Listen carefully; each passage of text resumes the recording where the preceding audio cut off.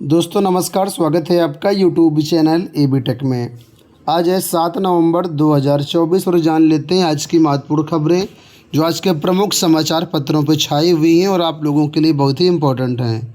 सबसे पहले यहाँ पर देखिए अपडेट जूनियर एडेड शिक्षक भर्ती मामले को लेकर के कि शिक्षक भर्ती का है प्रस्ताव पर आरक्षण मसला अटका। प्रदेश के अशासकीय सहायता प्राप्त जूनियर हाई स्कूलों में सहायक अध्यापक और प्रधानाध्यापकों के 1894 पदों पर भर्ती का प्रस्ताव शिक्षा निदेशालय से शासन को भेज दिया गया है। हालांकि आरक्षण का मसला अब तक हल नहीं हो पाया है। शासनादेश में विद्यमान व्यवस्था यानी जिले स्तर पर आरक्षण लागू करने की बात कही गई है, जबकि प्रबंधक ने स्कूल स्तर पर आरक्षण मानते हुए पदों को भेजा है। अब ये शासन को निर्णय लेना है कि आरक्षण किस स्तर पर लागू होगा। वैसे सहायता प्राप्त माध्यमिक विद्यालयों में स्कूल स्तर पर ही आरक्षण का प्रावधान है। इस भर्ती को पूरी करने के लिए शासन ने महानिदेशक स्कूल शिक्षा कंचन वर्मा से अक्टूबर में 3 बार रिपोर्ट मांगी थी। 1894 पदों पर शिक्षक भर्ती की विज्ञप्ति 2021 में जारी की गई थी और लिखित परीक्षा 17 अक्टूबर 2021 को कराई गई। परीक्षा का परिणाम 15 नवंबर 2021 को जारी किया गया। हालांकि घोषित परिणाम में कई सारी विसंगतियां थी, जिसके खिलाफ मामला हाईकोर्ट तक गया। दोबारा से 6 सितंबर 2022 को परिणाम जारी किया गया। उसके बाद से मामला अटका हुआ है और आगे कोई भी काम नहीं हो पा रहा है। इसका सीधा सा मतलब है कि आरक्षण यहाँ पर कैसे लागू किया जाएगा, इस पर सहमति नहीं बन पाई है। भाई आरक्षण लागू करने के 3 तरीके हैं। पहला विद्यालय स्तर पर, दूसरा जिला स्तर पर और तीसरा राज्य स्तर पर। लेकिन जो यहाँ पर रिपोर्ट भेजी गई थी, जो शासनादेश है, उसमें जिले स्तर पर आरक्षण लागू करने की बात कही गई थी। लेकिन एक्चुअल में हाल ये कि जितने भी अशासकीय विद्यालय हैं वहाँ पर जो आरक्षण होता है विद्यालय स्तर पर लागू होता है। तो ये सब मामला अटका है, जिस कारण ये भर्ती प्रक्रिया आगे नहीं बढ़ पा रही है। अब देखना ये होगा किस तरीके से यहाँ पर जो है आगे प्रक्रिया होगी और कब तक होगी। टीजीटी 2011 बायोलॉजी छात्रों के लिए एक बड़ी खुशखबरी है। कला छात्रों के लिए एक बड़ी खुशखबरी है कि यहाँ पर नए शिक्षा सेवा चयन आयोग की तरफ से आपके इंटरव्यू की डेट जारी कर दी गई है। नए शिक्षा सेवा आयोग की तरफ से अपनी पहली परीक्षा का कार्यक्रम जारी किया गया है। परीक्षा ना कहें, इंटरव्यू कहेंगे इसको। तो इसी के बारे में यहाँ पर देखिए अपडेट है कि सहायता प्राप्त माध्यमिक विद्यालयों में टीजीटी कला 2016 और टीजीटी जीव विज्ञान के इंटरव्यू 27 और 28 नवंबर को कराए जाएंगे। उत्तर प्रदेश शिक्षा सेवा चयन आयोग ने साक्षात्कार आयोजित कराने के लिए कमेटी की सिफारिश के आधार पर तारीखें तय कर दी है। टीजीटी कला के लिए उन 31 अभ्यर्थियों को आमंत्रित किया जा रहा है जिनमें इंटर में प्रावधिक कला विषय नहीं होने पर तत्कालीन माध्यमिक शिक्षा सेवा चयन बोर्ड ने लिखित परीक्षा में पास होने के बावजूद बाहर कर दिया था। हाईकोर्ट के निर्देश पर इनके इंटरव्यू कराए जाएंगे। हाईकोर्ट के आदेश पर ही टीजीटी बायो 2011 का इंटरव्यू 28 को प्रस्तावित है। चयन बोर्ड ने 83 पदों के लिए 18 नवंबर 2011 को विज्ञापन जारी किया गया था। 5 साल बाद 2016 को इसकी परीक्षा कराई गई।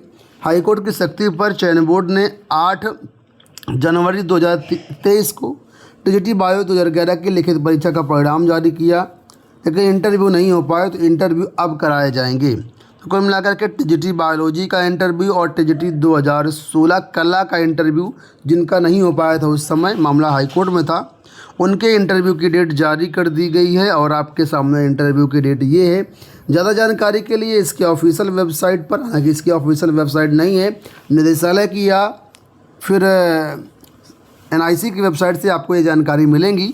वहाँ से अपना इंटरव्यू लेटर वगैरह डाउनलोड कर सकते हैं। हो सकता है आपके पास बाई पोस्ट इंटरव्यू लेटर भी जाए। यहाँ देखिए अपडेट है कि मेधावियों की नहीं रुकेगी पढ़ाई, 10 लाख मिलेगा कर्ज। पैसों की कमी के चलते देश के होनहार छात्रों की पढ़ाई अब नहीं रुकने पाएगी। उन्होंने उच्च शिक्षा के लिए अब 10 लाख रुपए तक का ऋण बगैर किसी गारंटी और गिरवी के ही मिलेगा। इसका लाभ देश के शीर्ष 850 उच्च शिक्षण संस्थानों में पढ़ने वाले 22 लाख से अधिक छात्र छात्राएँ ले पाएंगे। वहीं 8 लाख तक की सालाना आय वाले परिवारों को 1 लाख छात्रों को सस्ते ऋण की भी व्यवस्था कराई गई है। उन्हें उच्च शिक्षा के लिए 10 लाख के ऋण पर 3% की सब्सिडी दी जाएगी। तो जो भी मेधावी छात्र उनकी पढ़ाई नहीं रुकेगी, 10 लाख तक इनको कर्ज मिलेगा और बगैर किसी गारंटी के और बगैर किसी के गिरवी के यहाँ पर मिल जाएगा। प्रधानमंत्री विद्या लक्ष्मी योजना के तहत बिना किसी गारंटी और गिरवी के तहत ये कर्ज मिलेगा। देश के 850 उच्च शिक्षण संस्थानों के 22 लाख छात्रों का लाभ इसको मिलेगा।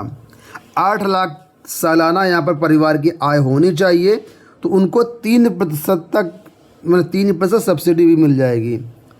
तो कुल मिलाकर के जो भी छात्र ऐसे हैं जो लेना चाहते हैं, इसके बारे में ज़्यादा जानकारी ले सकते हैं। पीसीएस परीक्षा को लेकर के यहाँ पर देखिए अपडेट है कि पीसीएस प्री 75 जिलों में नहीं 41 जिलों में ही कराने का निर्णय। कम जिलों में परीक्षा होने से आसानी होगी पेपर की निगरानी। वहीं आयोग के निर्णय को स्वीकार करने को तैयार नहीं है प्रतियोगी छात्र। तो प्रतियोगी छात्र अभी भी अपना चीज़ स्वीकार नहीं कर रहे हैं। अभी भी प्रतियोगी छात्रों की मांगे वही हैं कि परीक्षा एक दिन में कराई जाए, नॉर्मलाइजेशन ना किया जाए। लेकिन लोक सेवा आयोग ने अपना निर्णय सुना दिया है, अपनी प्रॉब्लम बता दी, अपनी समस्या बता दी है और किस तरीके से नॉर्मलाइजेशन होगा उसके बारे में भी सारी जानकारी दे दी है। लेकिन छात्रों का कहना है कि क्रिकेट के डकवर्थ लुईस जैसा है मानकीकरण का नियम। यहाँ पर देखो दिया भी गया है कि अभ्यर्थियों के लिए डकवर्थ लुईस जैसा है नॉर्मलाइजेशन। पीसीएस प्रारंभिक परीक्षा और आरओ प्रारंभिक परीक्षा 2 दिन कराए जाने को लेकर के सोशल मीडिया पर अभ्यर्थियों की ओर से कई सवाल उठाए जा रहे हैं। अभ्यर्थियों का कहना है कि उनके लिए नॉर्मलाइजेशन क्रिकेट के डकवर्थ लुईस नियम जैसा है, जिसमें सफल और असफल को कभी समझ ही नहीं आएगा कि उसकी सफलता और असफलता का आधार क्या है। तो छात्र अभी भी इसके विरोध में और अभ्यर्थियों की सुविधा के लिए बड़े जिलों में पीसीएस परीक्षा कराए जाने की तैयारी, छोटे जिलों में परीक्षा नहीं कराई जाएगी और ये चीज़ें यहाँ पर हैं। लेकिन छात्र अभी भी आर पार की लड़ाई में हैं। यूपी बोर्ड से जुड़ी हुई अपडेट है कि 11वीं 12वीं में भी लागू होगा आंतरिक मूल्यांकन। तो यहाँ पर बताया गया कि यूपी बोर्ड कक्षा 9 और 10 की तरह कक्षा 11 और 12 में भी आंतरिक मूल्यांकन की व्यवस्था लागू होगी। राष्ट्रीय शिक्षा नीति 2020 और राष्ट्रीय पाठ्यचर्या की रूपरेखा 2023 की सिफारिशों के अनुरूप 20 से 25% का आंतरिक मूल्यांकन लागू करने पर सहमति बनी है। शासन की अनुमति के बाद यह तय होगा कि आंतरिक मूल्यांकन 20 अंकों का हो या 25 अंकों का।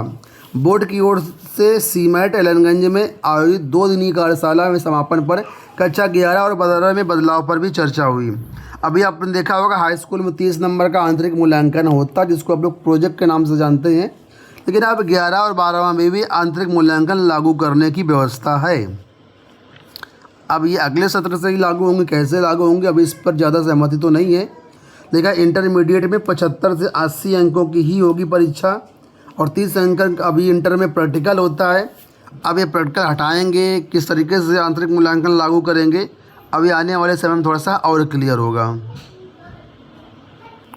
अंत में इंटरनेशनल न्यूज़ आपके लिए कि ट्रंप की ऐतिहासिक वापसी हो चुकी है अमेरिका चुनाव में।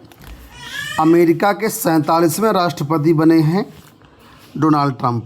दोस्तों ये हो गई आज की सारी सूचनाएं। फिलहाल इस वीडियो में इतना ही। धन्यवाद।